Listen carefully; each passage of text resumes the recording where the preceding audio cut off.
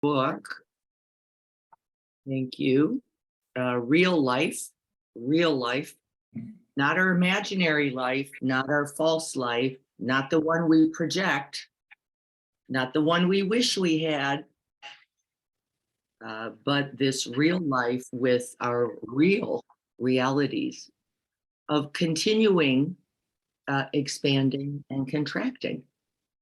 And Greg and I were talking yesterday. There, I think Greg's on about these moments then in our lives.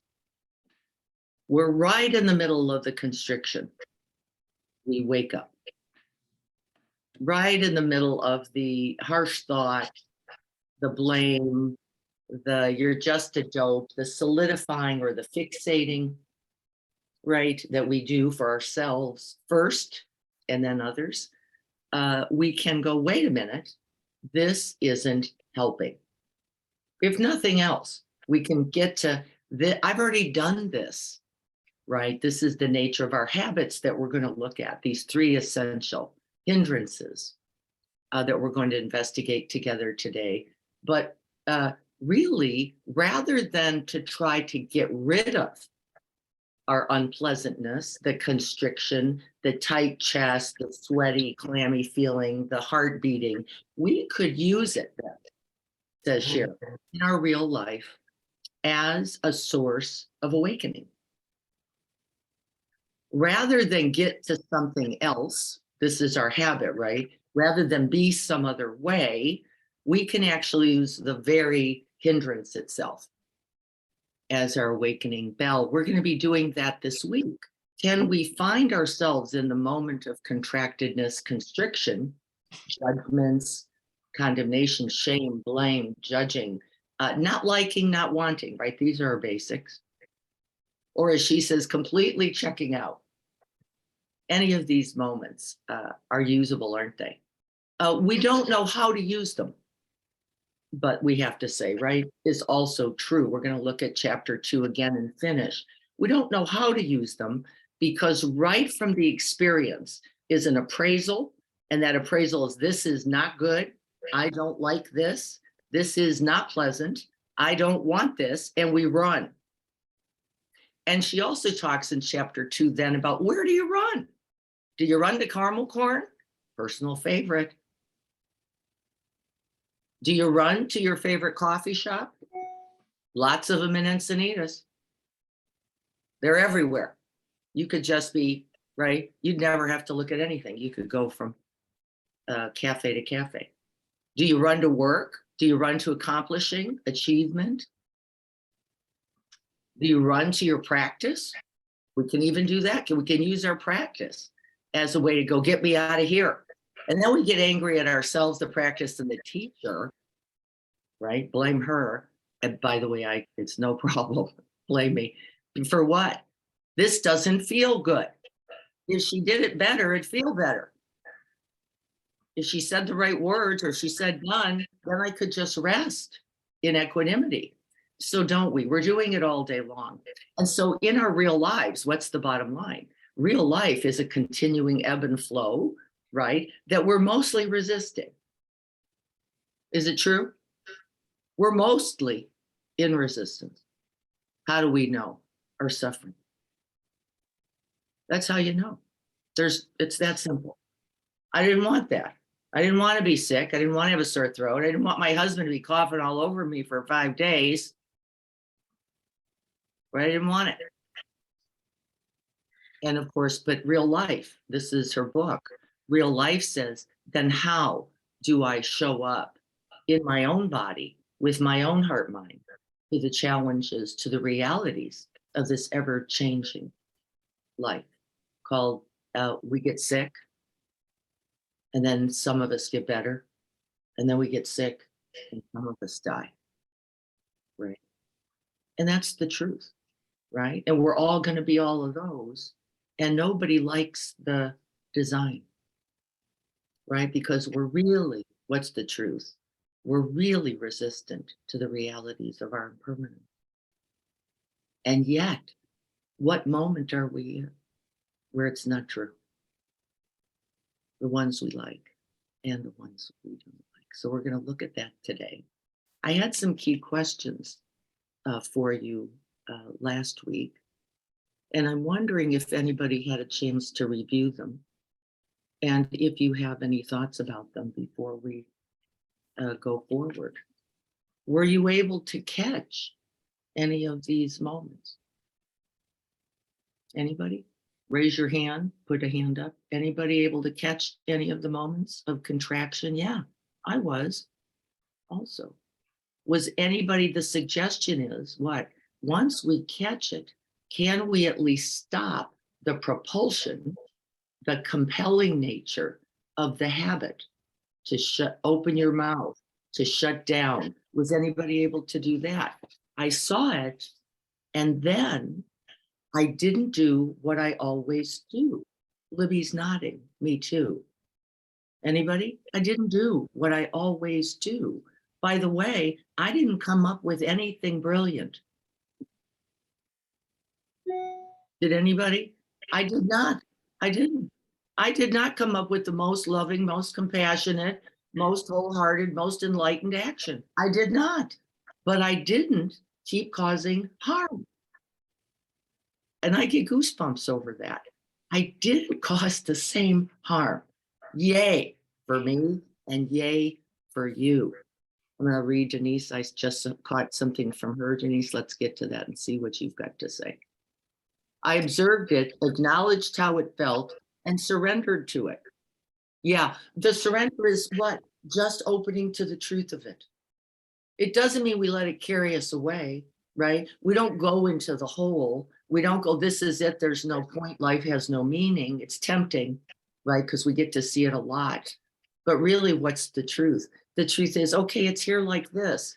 And then our practice is, we're going to do it again today, just like with Pema, dropping beneath all the belief thoughts.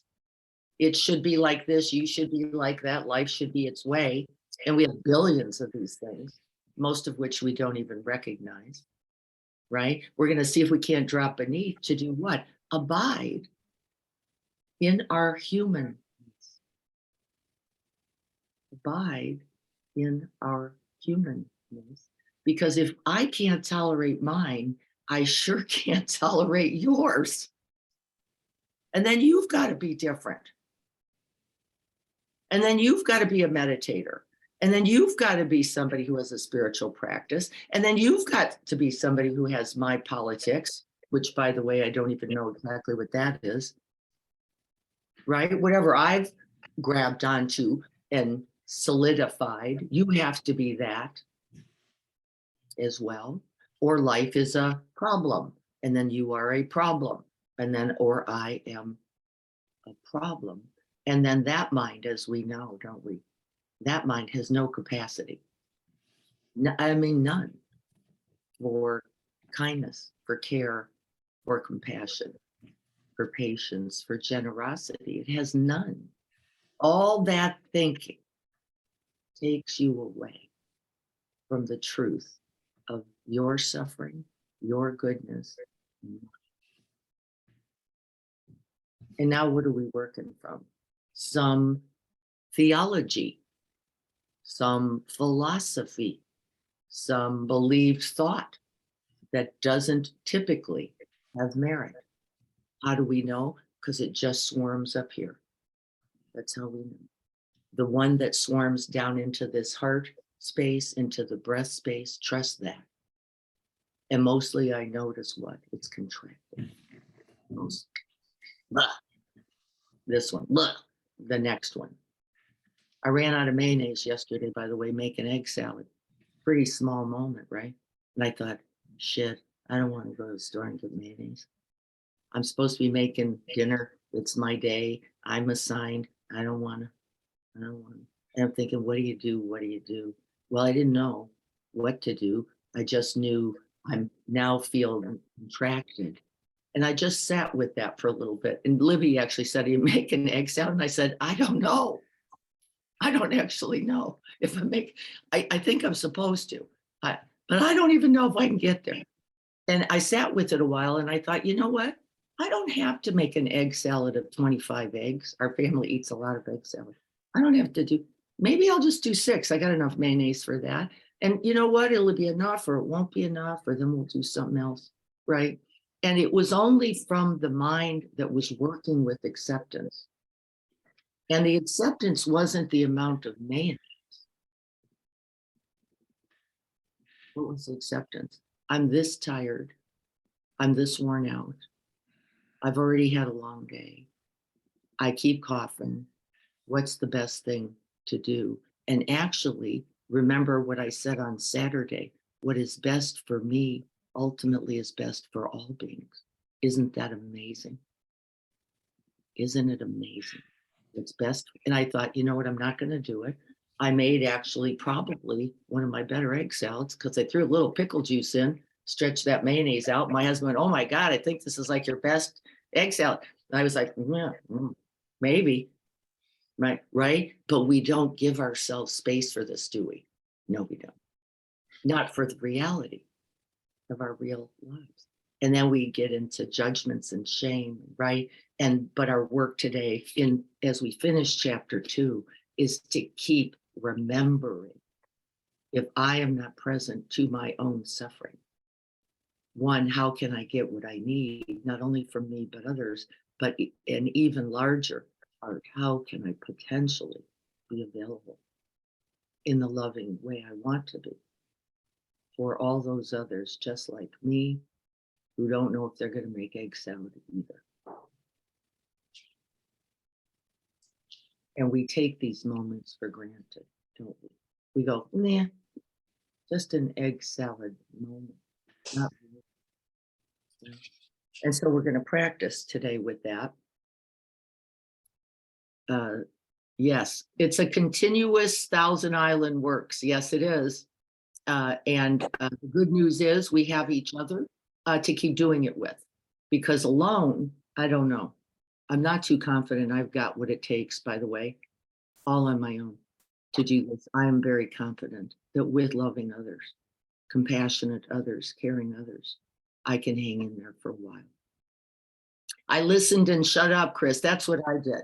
And my daughter opened up. Yeah, isn't that amazing? Creating space for you and her, and then you and her combined. Yes, it is exactly right. And sometimes we have to listen. Right speech often actually is deep listening. There's not so much to say. That's built into right speech, that we actually can create that.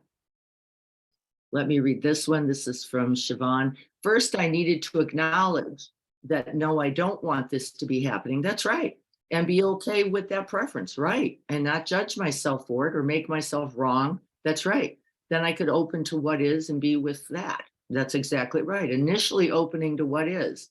A number one, don't want this. Yeah, no, that's exactly right. And a constriction contraction is always saying no, isn't it? To something. It's good to know to what. This feeling, this experience, this event, this person, this perspective. But that's what constriction by its nature is. It's a big old fat no to life as it is this moment. Can I recognize to what I am saying no? Let's put that in our weekly. Can somebody type that for me in chat? Let's look at where constriction is. You are refusing, you are rejecting life as it is. Now, by the way, just as Siobhan said, that's not to be judged. That's to be recognized, understood, and by the way, held like a precious child in fear. This is what we don't know how to do. We do know how to feel constriction and contraction, and we do know how to shut it down. We're pretty good at it. Run the other way, get busy, close it up. What we don't know how to do is what Siobhan just said, which is, can I open and lovingly to the truth of my own distress and just let it be mine? Just like, I don't want to make egg salad. That's it, right? Without making it a statement about me, a statement about love, a statement about others. And the answer is not often. Often this whole storyline comes along, doesn't it? If you're a good person, if you're a good wife, if it's your day, then that's what you're supposed to do. And there are many days where it's exactly the right thing, right? It's not the egg salad or the making of it. Tanya says, I am in a teacher training course and had a major breakthrough as a crumpled up crying heap of blood. Yeah, that's what happens. And once done, just embrace the wholeness of it. That's right.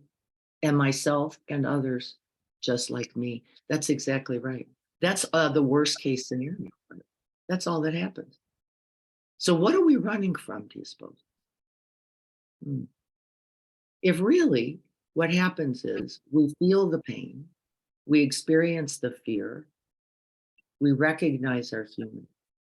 And what are we all running from, do you suppose?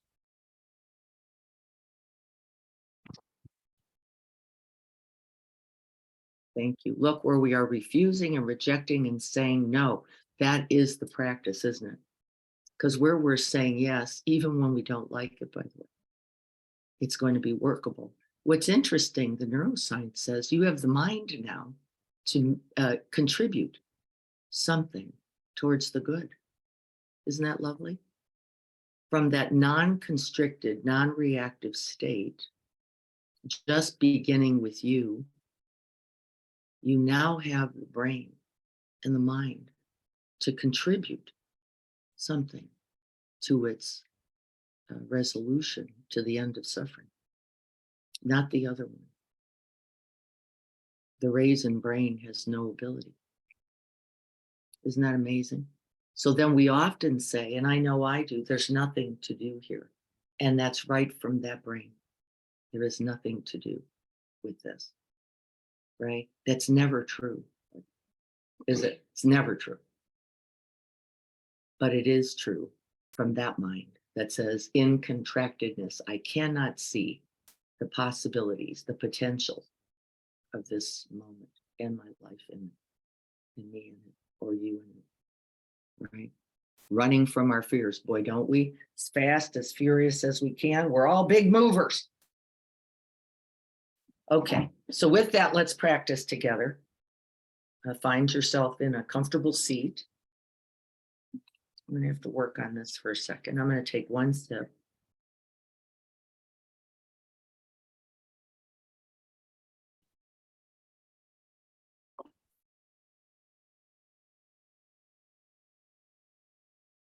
And then establishing yourself in a loving, let's use that word first, a loving posture, a regarding posture, one that allows you an open heart and a clear seeing mind. What is that posture for you? We don't want to be stressed. We don't want to be holding ourselves either towards or against. And so we find that beautiful center. And it will take a moment as we begin to allow the body itself, because there's no finding it with the mind. The body has to be present, available. And so we're going to take a big in breath, breathing in deeply. Hold it at the top for a breath. And then a big out. Let the body find its way. Did you see how it just did it? My body just moved back. Let's do it again, taking one more big in breath. A little more. Big out. And settling into your Dharma seat.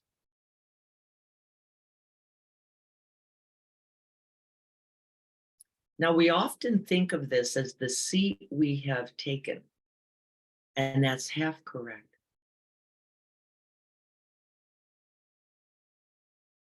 But the other half is the seat that has been made for you.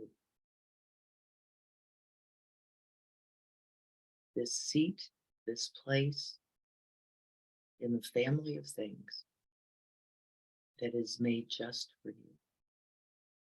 And let's sit there. May we offer this practice to the benefit of all beings everywhere, without exception, beginning with ourselves.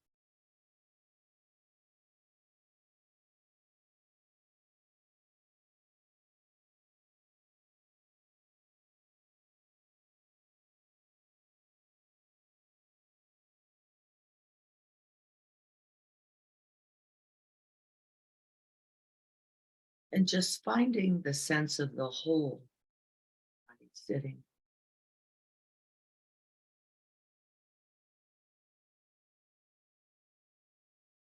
And with each out breath, let the body settle on its own.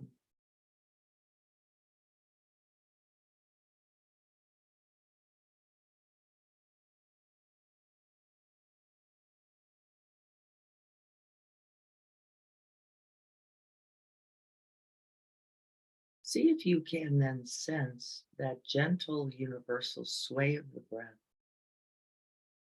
as it moves and bobbles and sways you in this ocean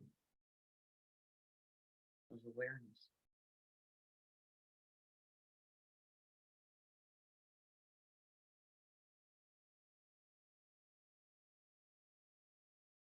The body as it resides in the ocean of awareness.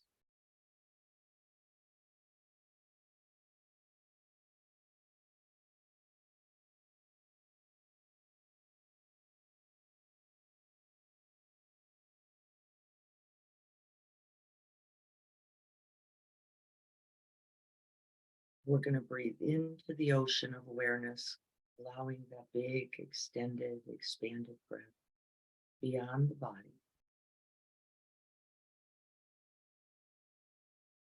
And then simply inviting the breath and the mind home, settling with each out breath.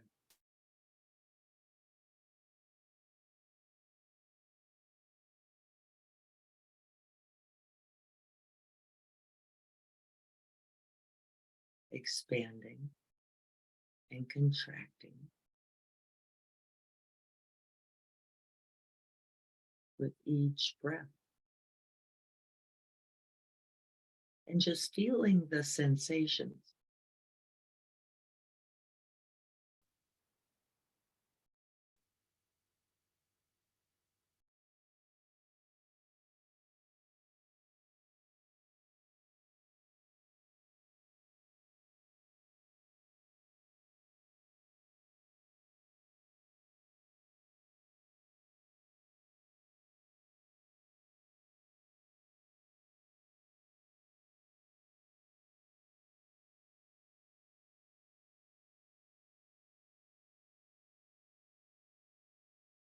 See if you could allow and open to include both.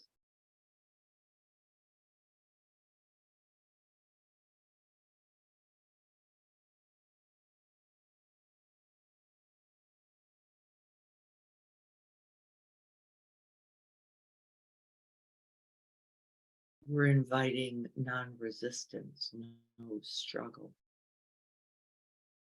both with the in-breath as it expands us and the out-breath.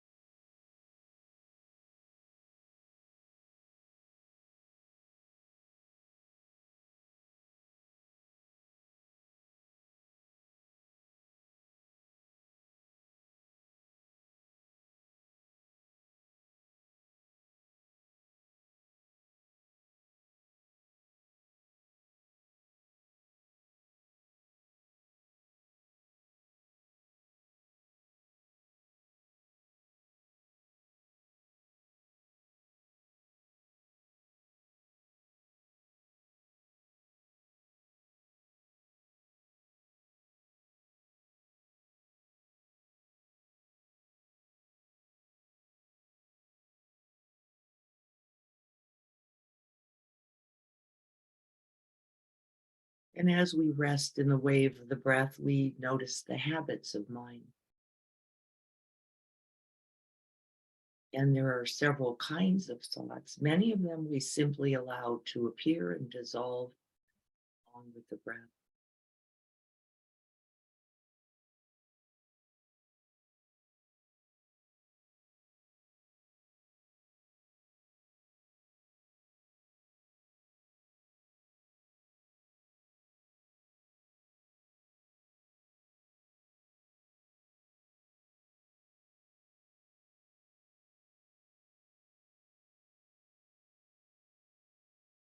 Let's no longer resist thoughts. Neither do we have to cling, grasp, make mine, or fixate. We're going to let the thoughts come just like the breath, arising and passing.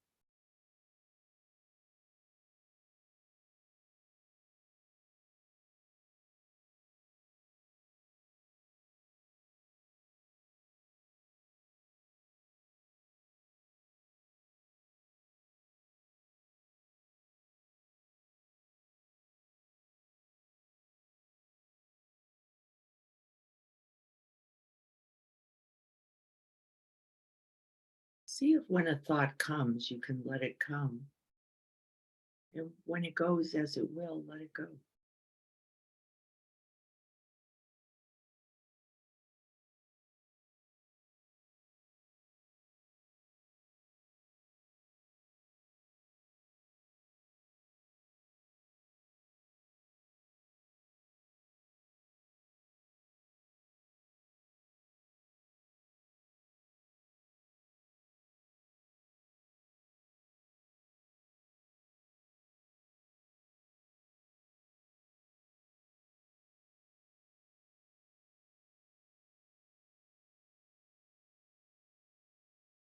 We're neither feeding thoughts nor trying to get away from them.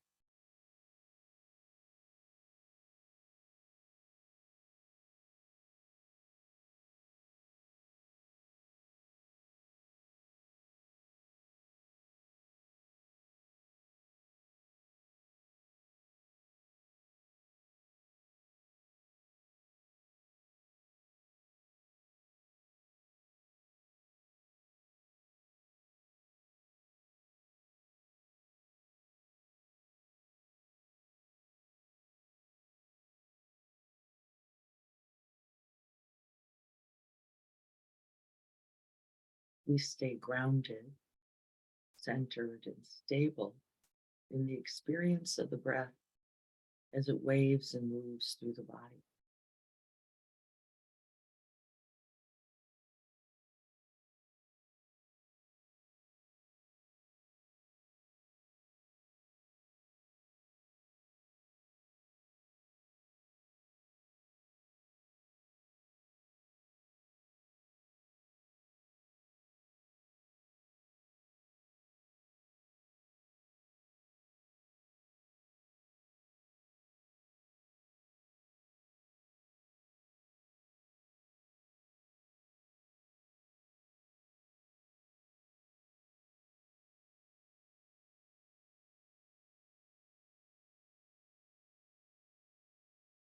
See if we can continue to soften and relax the body.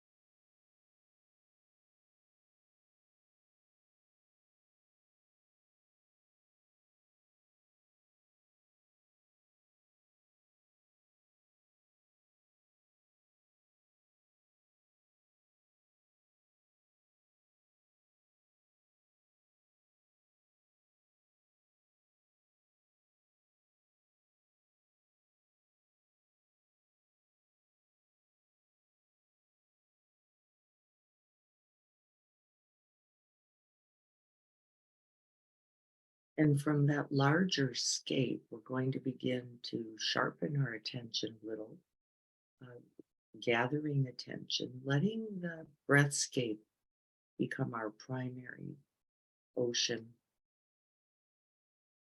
wave, just staying within the body sense. We're going to use the body experience itself. So staying there somewhere in the chest, the belly, the diaphragm, just feeling the sensations as they rise and pass. We're going to let go of that large ocean for this little moment of wave arising and falling.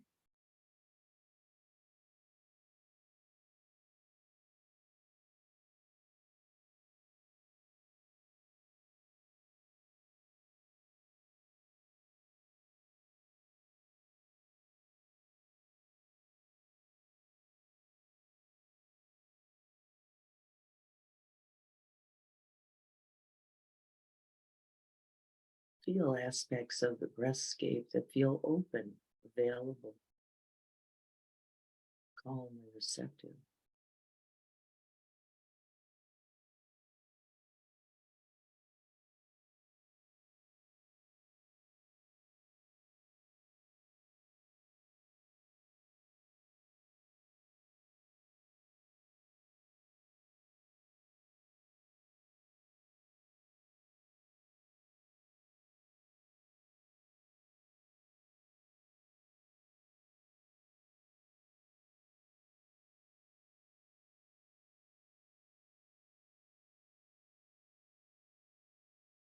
And then I'd like you to invite yourself right into that refuge. Let's abide there for a moment or two, just this place within the breathscape where I have refuge, a feeling of ease, of calm, maybe a felt sense of connection, protection, abiding.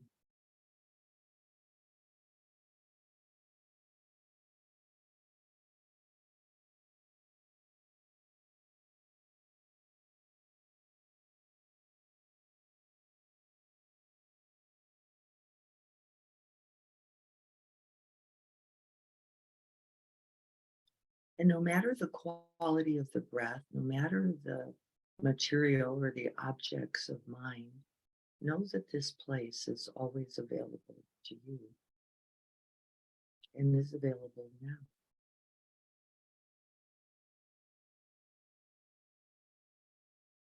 Mine today happens to be in the upper stomach area,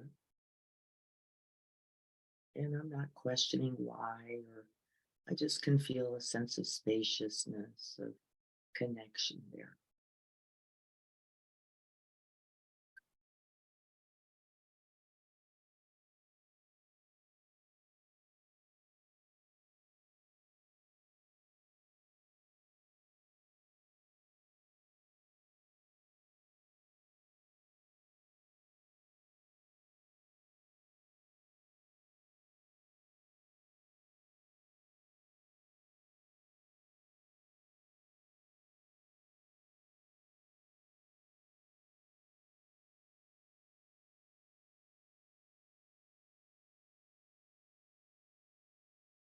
As we breathe in and breathe out right into that very space, that refuge,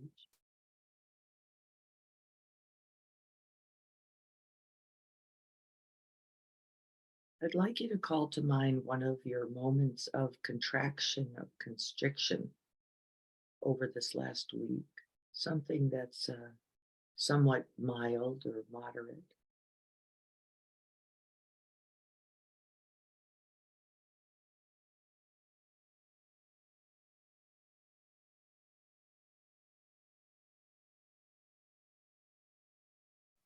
And you can take a moment to develop that felt sense. I have an image of the interaction. I'm recollecting where I was sitting, my felt sense in the body as best I can recollect it.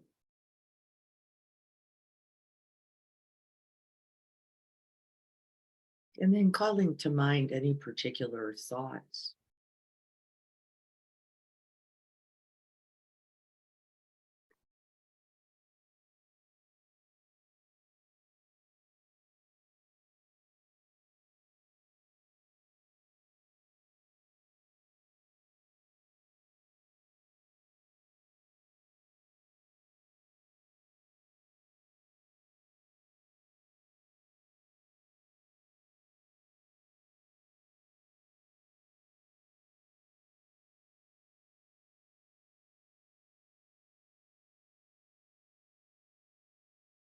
And you might have thoughts that go something like, this is hard. I don't want this. I don't like this. I want it some other way.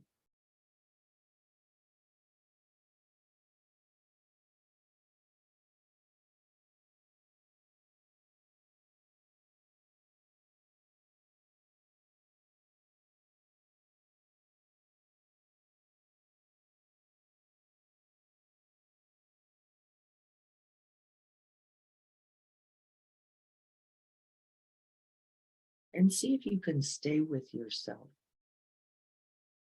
rather than falling into the habits of distraction or busyness, task positive network. I'm going to have to figure this out. I got to make the plan. See if you can't just stay in the body, recollecting this mild moment of contraction. And seeing if you can catch the thoughts that feed it. My thoughts, as an example, were a little bit hopeless, helpless. I can get stuck there at times, kind of like this is never going to be different. Why am I still doing this? Why am I still like here with this? And I caught that right away. So it was helpful. And if you can catch those thoughts, I'd like you to come back into the body and see how they feed that contractedness. Remember, this is the mind that cannot be wholly present to you and your experience. It immediately goes off in the habit. And then we can see maybe what the habit is. I just collapse into beliefs, thoughts that this just can't work out.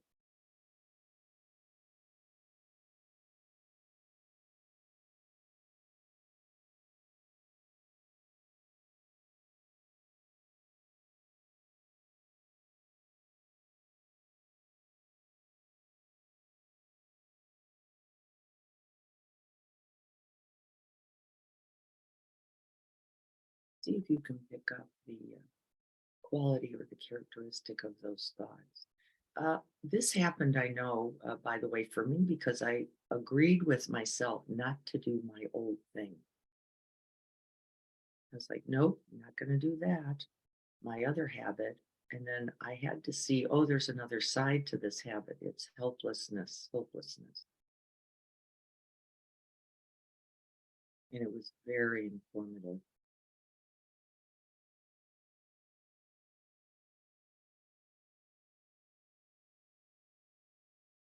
And then see if you can move down into the heart space and see if you can pick up any particular emotions there and particular body sensations. Remember, we always have that place of refuge when we get reactive or we feel like we're getting knotted or caught in the tumble. We can always come back to that point of refuge, reestablish ourselves, rebalance, always available. But see if you can touch into the heart space for a moment, at least a few breaths, seeing what you notice there. And again, that helplessness, hopelessness, not only thoughts, but actual emotions were there. And I'm going to just stay and breathe that in a little bit. See if I can't make contact with the felt sense of that.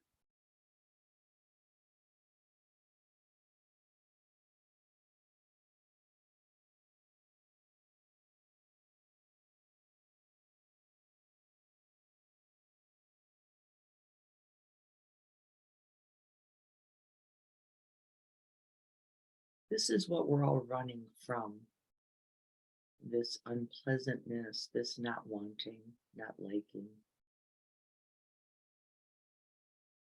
And let's see if for just a few breaths, if we can stay in contact.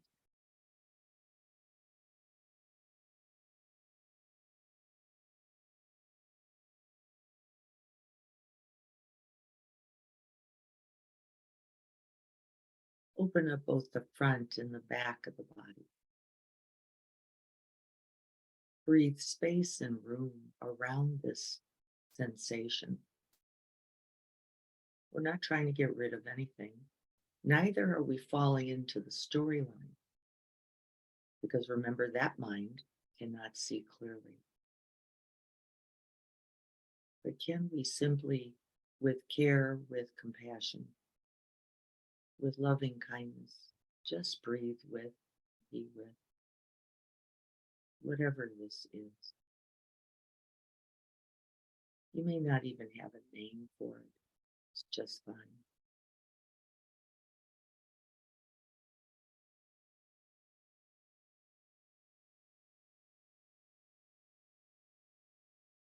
Can you feel the tightness, the weightedness, the pressure? Maybe the numbness. Maybe it's hot or tight or burning. Whatever it is. And then we're going to move from this place with that genuine wish. May I be free from this distress.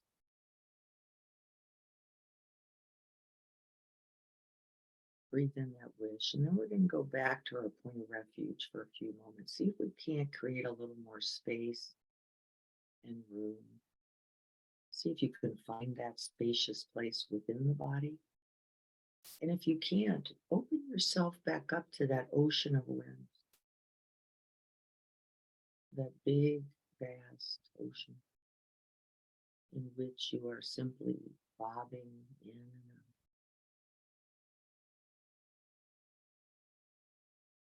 Rest there, letting the sensations come and go as they will. We're just holding them in that larger container. The refuge in the body if it's workable, and then if it's not workable, opening into that wide, vast ocean of awareness.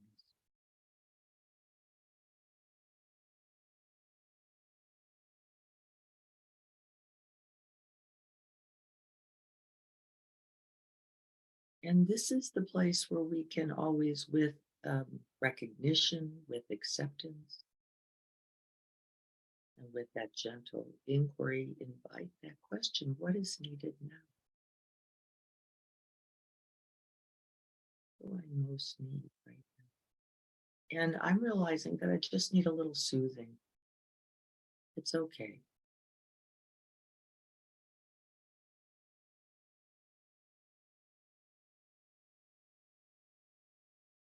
My body just naturally went into a gentle sway. I'm just letting it happen. And I can hear myself saying, it's going to be all right.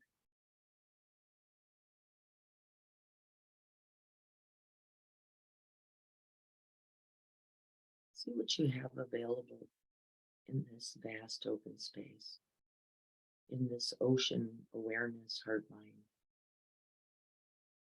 to offer yourself.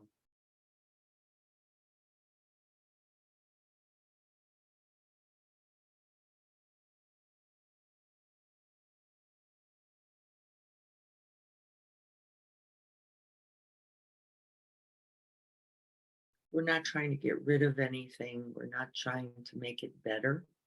We're trying to be with completely. The sensations may get more intense or they may fade. They will probably do both.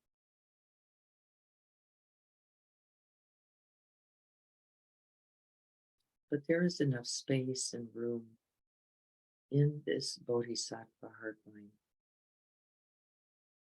to hold yourself.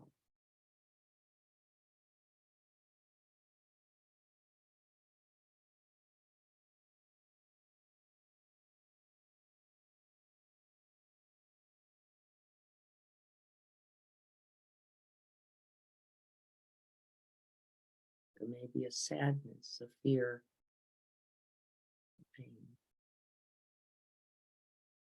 maybe a moment of confusion. It's all fine.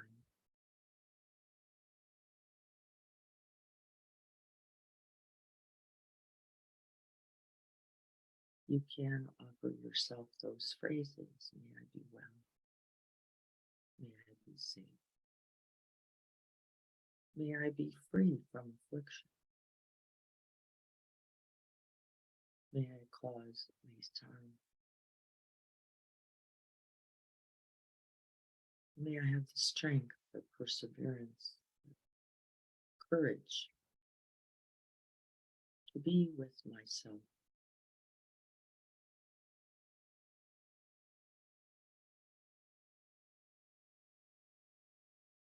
To breathe the truth of this real life, just this moment.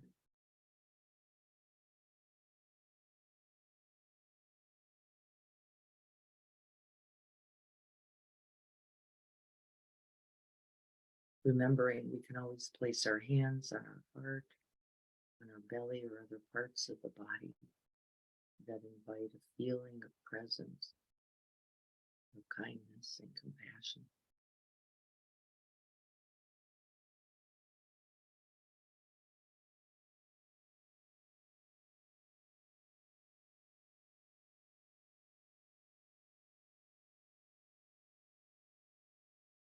Imagining those big arms, that loving embrace. See if you can't wrap them around either your whole body or maybe this particular point in the body,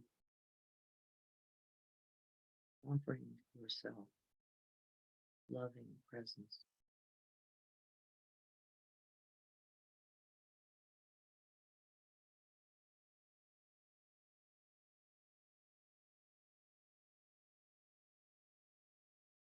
This is the expanded heart holding the contraction, and it is always available.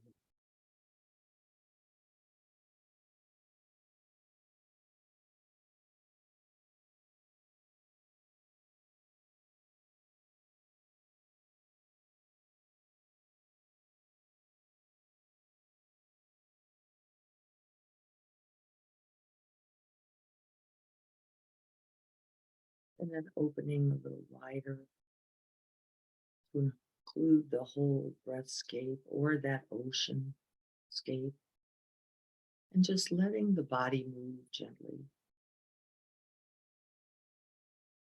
We're not wanting to move into a contracted state. We want to create space and room, feeling the wave of the breath.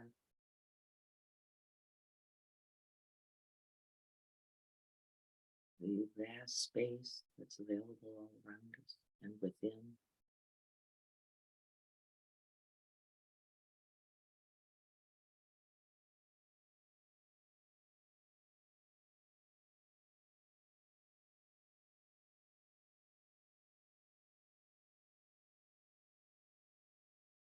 And just for a moment, checking back with that point of refuge in the body, seeing how you are.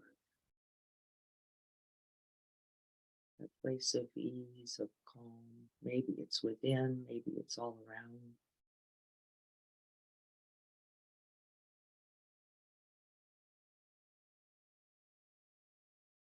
Touch in.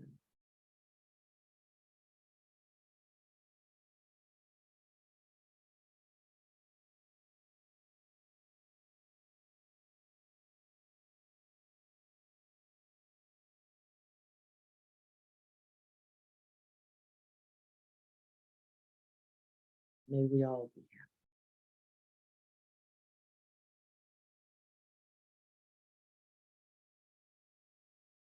May we all be free from inner, outer harm.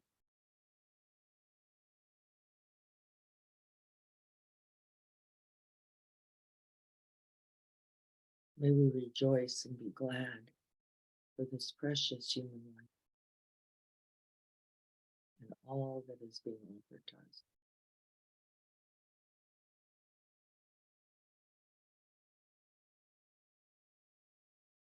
May we rest and dwell within those big, embracing arms of wisdom and compassion.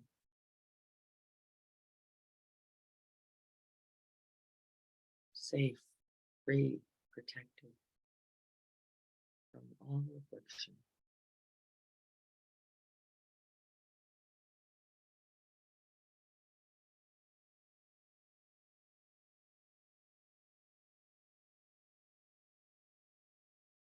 And may this practice this very day contribute.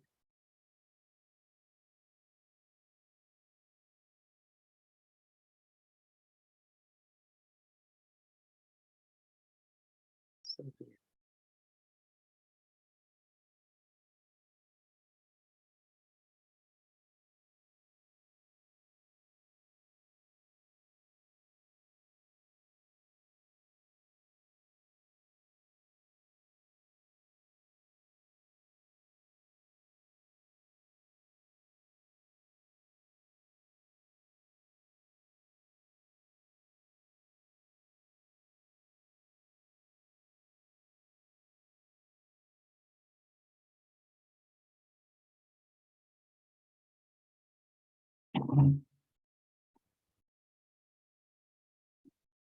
Just taking a moment to begin to expand that awareness beyond the body,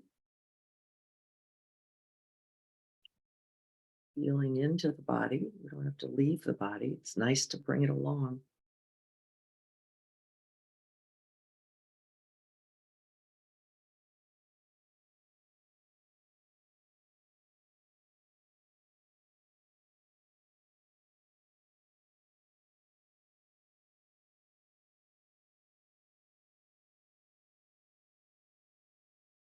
Yes, Leslie just wrote something. Since she wrote it to me, I won't say too much about it other than she recognized that she was not feeling well, uh, and that the constricted self, it's always true, makes us sick. It's actually always accurate. And then she finally was able to give herself what she needed, even though her idea of the right thing, I did not include that initially, right? Don't we do it? Like the right thing is, I'm not going to do that for me. I'm going to do that for work or others, and yeah, that never ends up being right. As much as we like the idea, right? This is our a little bit of our Judeo-Christian creed, which is give everything to everyone else first, and this is the path to happiness and freedom. It's not actually accurate, but we love the idea. If you're not taking best care of you, who will? Who will? And we like the idea, don't we, that if we give away everything, everyone will see it. And in feeling for us, in our martyred state, in our victim place, in our look at how loving or kind others will care for us.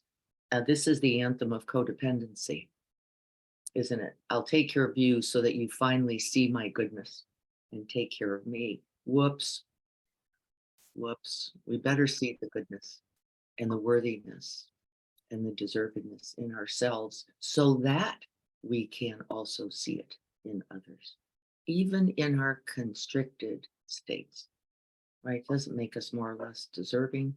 Remember, as I was saying, simply makes us human. Okay, any questions about that practice at all? It's a very brief, both shamatha practice, just resting in the breath, resting in the expanse of the breath, or the right. We have all those available. I do both.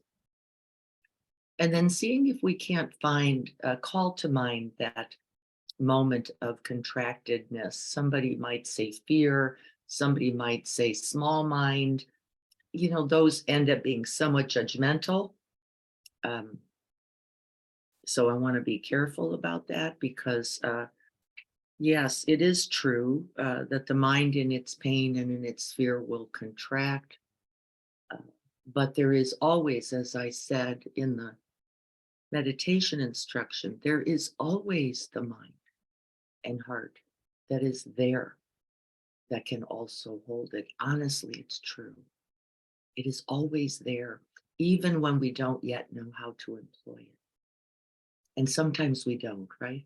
And then can I feel for myself there as well? I don't know yet how to hold myself in this difficulty. I often can't even see the mind that is helping to construct it, the wanting, not wanting, preferring mind that we all have and is just a part of our humanness also. Uh, Diana? yes. Hi, Leslie. Hi, Diane. Um, for me, I also noticed that the constriction was the thinking that I was trying to do what was right for me. I taking all the right food, taking the right supplements, trying so hard to do everything that was right for me was getting me sick. And then I noticed as I was nauseous that I said, forget it. I'm just going to eat whatever I want. And I'm not going to take my supplements. I'm going to stay up as late as I want. I'm not going to try to do all the things. And I immediately released. Right. And it was amazing. I went, wow, I can't believe I started getting better by doing all the things that I thought were not good for me. Yeah. And just trying to be the perfect me for me was Yeah. just so constricting. Yeah. So, Isn't it? It's a type of striving. Like if I do it perfectly, I will be well. And the demand to be right, perfect, the demand to get it right, the demand right. to eat only this and take all that. And it doesn't mean, by the way, that those aren't right things, but the mind in its demand and then in its judgment is going to get us. Yes, it is. It will get us better than any supplement we're going to take because that supplement we take from the inside, right? The one that's going, you must be doing it wrong or you wouldn't be sick. There's something, right? That's hidden in there, that striving. If I only eat right, that doesn't mean eating right isn't right. It means, can I also allow space and room for going, I don't know, today's a bread day. We don't normally eat it. It Today's was a bread day. it was following other people's views of what I should be taking and Yes, doing, and yes, not just taking a moment to say, okay, right now, what's good right. for me? And once I did that, it was like I just released so much That's tension right. that I didn't realize that was built up from trying to do what other people were telling me, these YouTubes and whatever. This is Yeah, to do this, don't do that. And oh right. my gosh. So the relief of Yes. that, Relief to not just realizing be, the contraction. Yeah, the yes, contraction of doing had to do the right thing for this was right and this was not right. right. We tend to blame ourselves, right? We have these habits, I think also for self-blame, which is if you're sick, you did it wrong. If you're dying, by the way, we do this beautifully in the West. You did it wrong. You messed up. If you got cancer, you fucked up. And we're encouraged to look at where we did that. Like, what'd you do? Well, I don't know. This is the reality of this body, by the way. It is going to be sick and it is going to heal. And how can we reside in that wave of reality? Going, how do I tend best to myself? And listening to ourselves is big work because boy, do we get advice, right? Boy, do we get advice. I don't know how much garlic or zinc or echinacea or blah, blah, blah. And by the way, I'm not in any way saying any of those things are not right. That's not the point. The point is the demand is going to hurt us. It's going to hurt us better than that supplement's going to serve you. And Leslie's a beautiful example. She's saying it herself. All the right things with demand, with blame, with I've gotta, this should be working. Why isn't it working? Why aren't I working? Is going to make us sick. Yes, it is. We know this. And once we take it off, all the echinacea is just a lovely thing. But what do we have to take off? It's not the echinacea. It's not the zinc. What is it? The demander, the one who says it's your fault, the one who goes, if you're not well, it's something you did. And if you're not better, you're weak or failed or deficient, or you're not following the right and don't we? Yes, we do. And can't we recover in that moment? As Leslie said, yes, we can. Yes, we can. Can't we? We wake up. Yeah. Yay. Thank you, Leslie, for that. Thank you. Let's go to the Kindle, because I want to finish chapter 2, though I really like chapter 2 a lot. What makes us so small? Well, here's the ultimate reality. I'm going to speak to that because that's a relative statement. What makes us so small? We're never really small. We feel small. That is true. We feel deficient. That is true. We feel failed. That is true. But is it true that that's who we ultimately are? No. And it's useful to look. I may not want to put my hand in that fire. That could be good news, which is why we don't fall into the sides. That's the definition of right view. The ultimate as well as the relative. Don't put your hand in the fire. And, right, the truth is we're all going to get burnt up anyway. They're both there. So we're going to look at how do we hold both. And I want to get back to this one page where I underlined the whole thing. She identifies these 3 forms of constriction. They are grasping, attachment, wanting. We could think of all those words in that way. It's not wholesome desire, she says. It's not the desire to be well. It is the way in which we hold it, not the aspiration, right? Because we all have wholesome aspirations to be loving, to be kind, to be caring, to be happy, right? These are understood to be useful, or we call them wholesome desires. And then there's those other ones that we get attached to and that we hold on to and that we grip. And these are things like, I've got to have more. I don't want to let this go. I'm never going to have enough. We can fall into that wanting, not wanting mind. I need this. And so she gave examples of that here. What she's also talking about that I asked you to look at is there's often addictive patterns that come with grasping, wanting things. I use my caramel corn example, but comfort in the whatever way we get it. Mashed potatoes, because it makes me feel, it's comforting and makes me feel better. And remember, it's never the thing.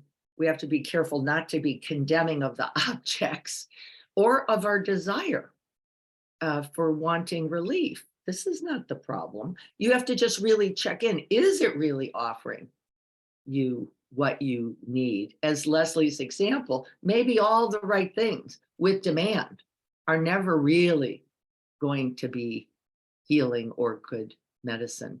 And we tend to have an addictive pattern for what we offer ourselves in these moments. So in your wanting moment, I want it a certain way. What do you give yourself? Where do you fall in that addictive pattern? I used to do food more. Food's not very interesting to me anymore. And so now I offer myself a physical. I'll sit with a warm, fuzzy blanket. I'll rest. I'm offering myself more rest. And I'm noticing as I do that, it is truly regenerative so that I can get about the business of doing the things that are important to me that I want to do. I'm not placing so many demands. It's an addictive demand to just be in doing or accomplishing all the time. And I noticed that as I offer that more to myself, I can create more space for others to do exactly the same without judging, condemning. And so just know grasping, attachments, wanting is one of our addictive patterns when we're in distress. Here's the page I really liked. All too often we cling to people, experiences, objects as though we could glue them in place. We could be all right. right? If we could only glue that in place. What is the thing we fear, do you think? What are we not willing to let go of in its ever-changing reality? That we're not enough. Yeah, that we're not enough. That belief thought that somehow we're not enough. And Robin, are you saying that you get stuck with that? Very much so. Mhm. With that Yeah, belief? definitely. Yeah, we all do. And so you're grasping and clinging to what? The good enough self? If only I did this, then I'd be good enough. The perfectionism. Mhm. That's right. That's easily addictive, isn't it? Very strongly addictive for us. We tend to go, if only I could get it right. Leslie was doing it too, as she said, right? If I could take the right supplements, if I could get the right foods, if I could do the right rest, then I wouldn't be sick. And actually, If what I we could do, run far enough. yeah, exercise, we use that a lot. The way the organizing, if I keep everything in its place, then it'll be okay. If I'm something enough, yeah, it will not help us avoid this eternal reality of change. Strong intention is ethically neutral. This is Sharon just saying there is wholesome desire and wholesome aspirations, and we don't have to give up the wish for happiness, the wish for, we have to give up this grasping, constricted, it's got to go like this, right? So then if I'm going to be happy, you have to love me. Whoops. Uh-oh. Right? And it creates a kind of cultivated greed and clinging that's not our best selves and will cause our suffering. Craving, by contrast, is by its very nature constricted. It moves us to obsess about what we don't have, what we want to keep, how we want to secure it. We're working a lot on securing, aren't we? Just about every breath, isn't it? Every breath. How do I anchor to this? How do I keep everybody happy? How do I get people to acknowledge? Or grasping narrows our sense of where happiness is to be found. It's only in the present moment, of course, as we know. And the truth is, often leads to fixation. I can't think of anything else. I'm stuck in, how do I secure it? How do I keep it? How do I, and it will cause really direct suffering. It talks, the definition of addiction by Judd Brewer, which I love, continued use despite adverse consequences. Isn't that perfect? I love that definition. That's everything, right? Yeah, that's almost everything. What do you continue to do in spite of adverse consequences? One of my questions. What do you do in spite of knowing it's probably not good for me? Right? One of mine is not stretching. It's not what I do, it's what I don't do. Not stretching every evening. I know it's good for me. I know it's something I need to be doing. I know it will have positive benefit. And I keep doing something else. Not to my benefit. Not to my benefit. What's in the way of that? And investigating that will ultimately help me. It's an inexpressible sorrow that an effort to avoid suffering can result in so much breakage of relationships, of dreams. This is alcohol and other substances. We're all addicts. We have to acknowledge that honestly, whether we're drinking alcohol or we're not. What are we doing? What are we seeking? And what's your drug? Is it love, acknowledgement, recognition? Is it getting things the way you want? And just that inquiry is going to be useful. The realm of the hungry ghost, we've talked about it a lot. It's that big, it's like a big round circle belly with the tight little, skinny little straw-like neck. And there's no way to get enough. Gabor Mate, one of the recent on the scene guys for trauma, says we are all that part. There is that part of all of us that is all the hungry ghost of unrealized needs. Unrealized needs, frequently attended to by addictive pattern. right? But can we acknowledge, allow the need without just falling into the default of the addictive pattern? And this is the big work. As Greg and I were talking yesterday, one of the things I said is, I'm not getting brilliant about what to do. I'm just not going to do what I know does not work. And that is the right path. Can we just allow that? I'm just not going to do what I know doesn't work. I don't know what to do yet. I have no solutions in hand. I just will not continue that debate, that bicker. I'm just going to walk away. And it already feels better, even though I don't have a brilliant idea about its ultimate transformation. I am already changed and better as a result. Relentless neediness is Gabor's ideas about how we feel as sort of unattended children, I would say, would be a way that we might see that. Do you have a hunger that is insatiable for love, sex, connection, happiness, freedom? What are you really looking for? As we look out there, what is it we're really seeking? And that's just a reflection question. The theories on grasping, clinging say that we all have unmet needs. And in the reality of that unmet need, we're doing our best to meet them through those addictive devices. I don't think there's anything particularly, I think it's all not non-controversial. I don't think these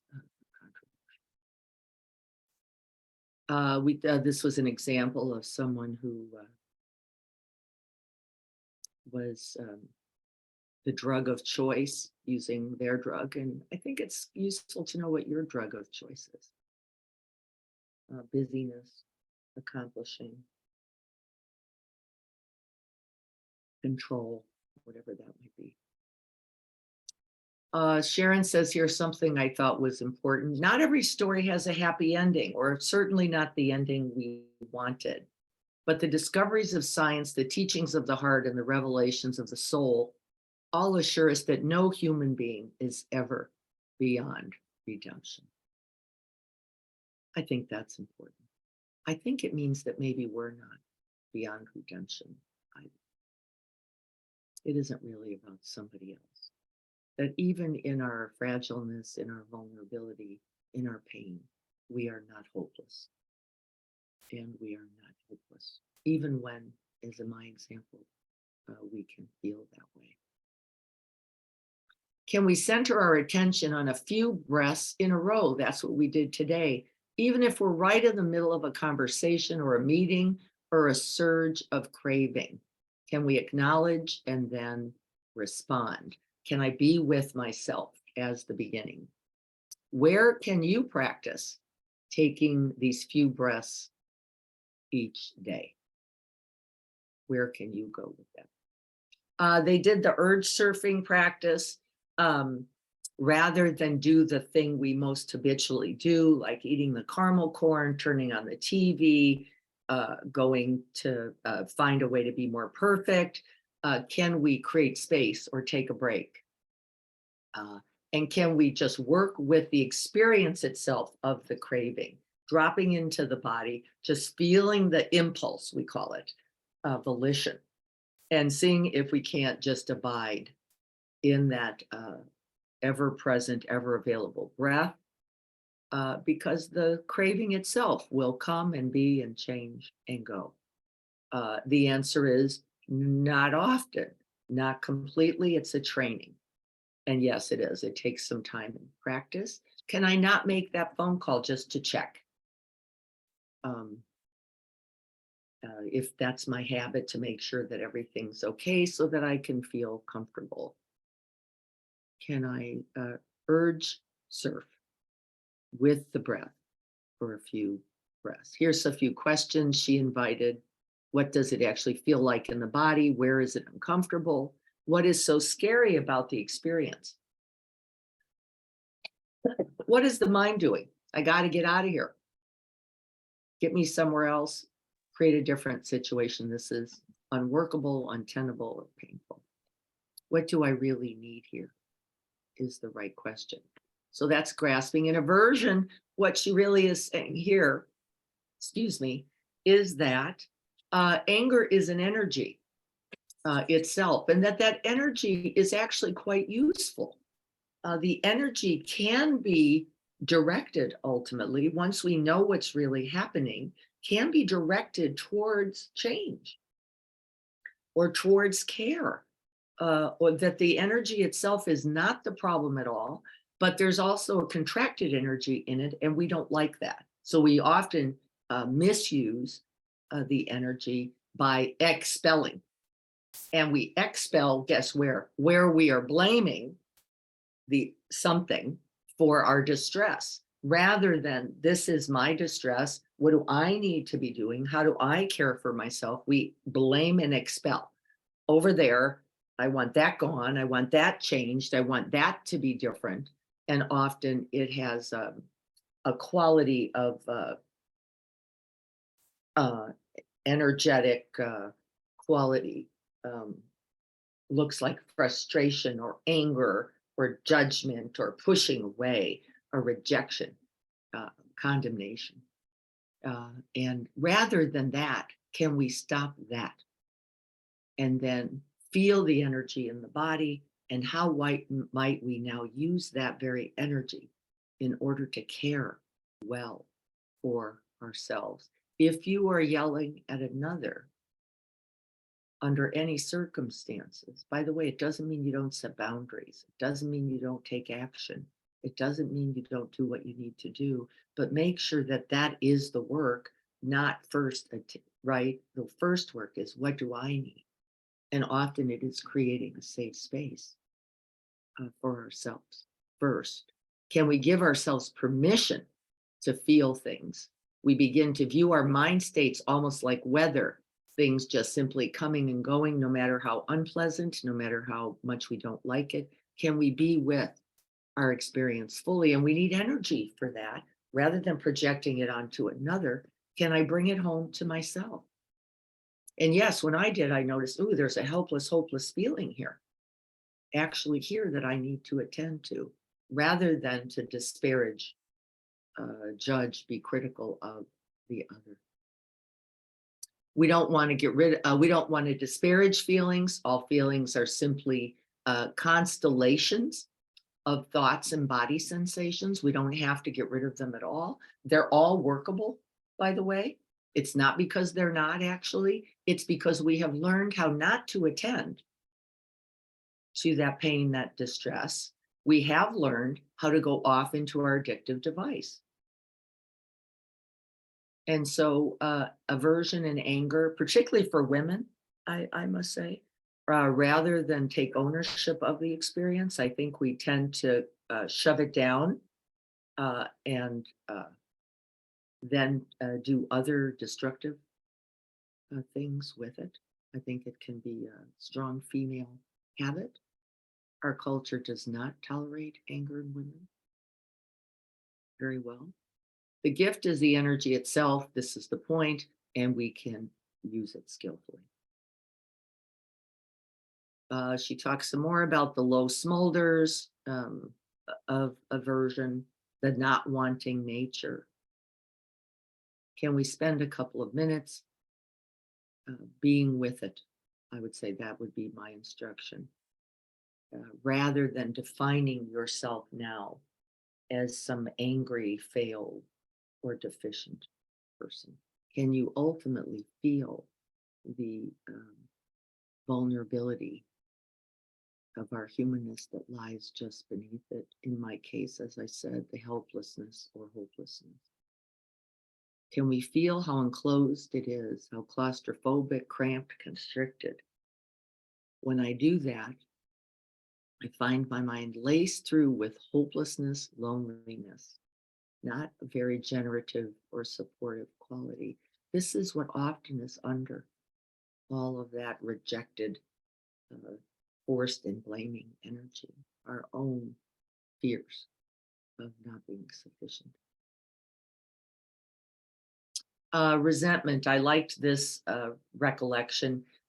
Resentment doesn't have to be the steady state we cultivate. Recognizing resentment is quite challenging because we have mostly bought into it as something that just should not be. This should just not be this way. And so once we buy into that solid state, resentment becomes very easy, which is, and it's still here like this. And so I get to be resentful of its existence. Resentment, by the way, is a concretizing, a very strong solidifying of life, of the other, and of yourself in it, and consequently fairly dangerous. We have just completely bought in. This shouldn't be happening. You shouldn't be doing what you're doing. Consequently, I am in suffering. One of the clearest domains to explore is the difference between being able to channel that forcing energy once again.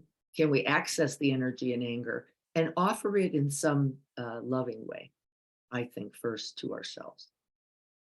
And the answer is no. Anger's habit is to externalize, not to come home. How do we bring that home to ourselves? This is about our mistakes and being able to take ownership of them. Since we're doing them every day, it's a little helpful to offer that to ourselves. Leslie says, don't throw pain at anyone. Yes, that's often what aversion is. It's taking it and flinging it back onto someone else rather than reclaiming that as just a moment of vulnerability. We can always learn from mistakes. We don't have to try to avoid making them. And we're not bad because we do. This is Hiri and Otapa, remorse and guilt. Wholesome remorse is recognizing that something is maybe not a benefit, and it's very skillful. Guilt is a very different thing. Guilt says, she uses guilt here as I did something wrong and I don't feel good about it.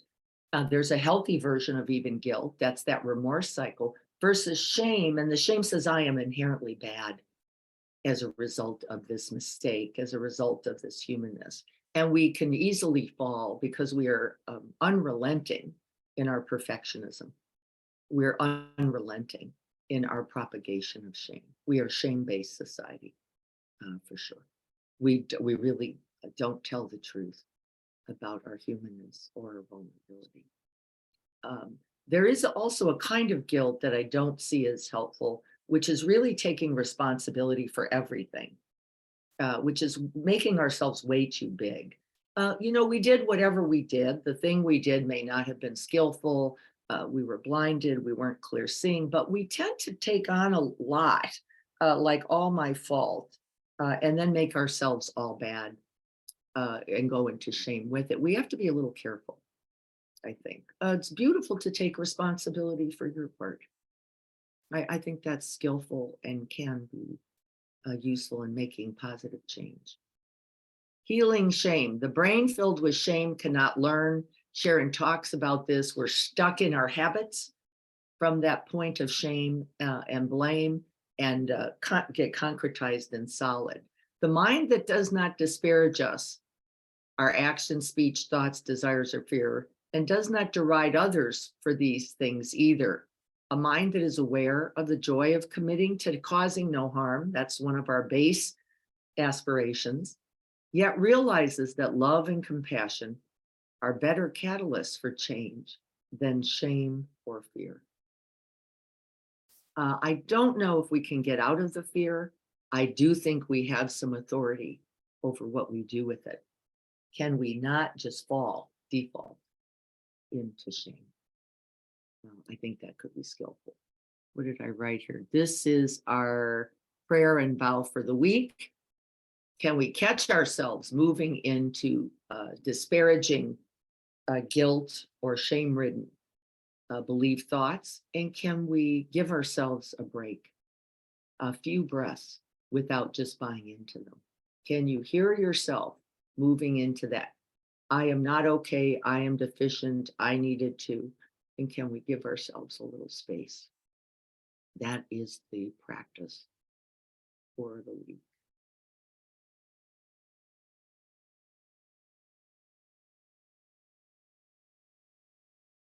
She uses a Adam and Eve example of how they didn't feel uncomfortable in their nakedness until they were told that somehow the nakedness was deficient.